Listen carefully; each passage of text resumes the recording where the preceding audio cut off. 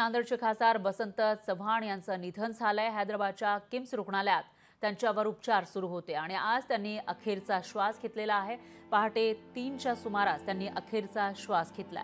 मागील बऱ्याच दिवसांपासून त्यांच्यावर उपचार सुरू होते आणि आज त्यांची प्राणज्योत मालवली। त्यानंतर नांदेडकरांवर शोककळा पसरली।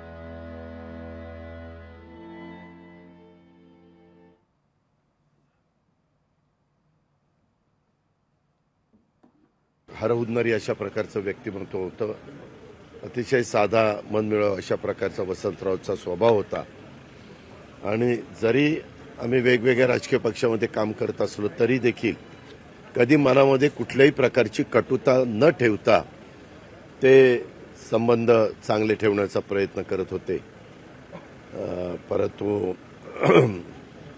अशा घटना घडत असतात आणि शेवटी त्या गोष्टीला सामोरं जायचं असतं। मी पुन्हा एकदा त्यांना भावपूर्ण श्रद्धांजली अर्पण करतो। अचानक ते आजारी पडले, त्यांना हैदराबादला नेण्यात आलं। काही दिवस ते कोम्यामध्ये पण गेले, पण त्यातून बाहेर आले आणि त्यामुळे आता ते पूर्णपणे बरे होतील अशी आम्हाला सर्वांना अपेक्षा होती। निर्माण झालेली पोकळी सहजासहजी भरून निघणार नाही। मी त्यांच्या कुटुंबियाच्या दुःखामध्ये सहभागी आहे। त्यांच्या चिरंजीवाला आणि त्यांच्या कुटुंबियाला हे दुःख सहन करण्याची ईश्वर शक्ती देवो अशी मी प्रार्थना करतो।